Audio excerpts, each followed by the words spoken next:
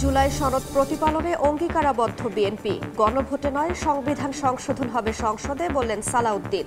৩১ দফায় নারীদের নিরাপত্তা নিশ্চিতের আশ্বাস। প্রধান উপদেষ্টার ভাষণে গুরুত্ব পেয়েছে একটি বিশেষ দলের স্বার্থ, অভিযোগ জামায়াতের। জাতীয় নির্বাচনের আগে গণভোটের দাবির সঙ্গে যুক্ত হল ৩ উপদেষ্টার পদত্যাগ। মিরপুরে বাসে আগুন দিয়ে পালানোর সময় জনতার ধাওয়া, তুরাগে ডুবে যুবকের মৃত্যু, আটক ১। মানিকগঞ্জে স্কুল বাসে আগুন, ঘুমন্ত চালক দগ্ধ। বরগুনা সাভারে পুড়ল আরো ২ গাড়ি।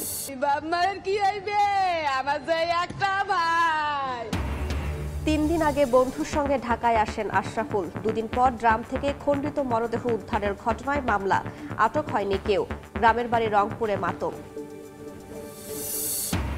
এবং সবজির বাজারে লকডাউনের প্রভাব, সরবরাহ সংকটের অজুহাতে কেজিতে ৪০ টাকা পর্যন্ত বেড়েছে দাম। চড়া ইলিশের দরও, স্থিতিশীল মুরগি ও ডিমের বাজার।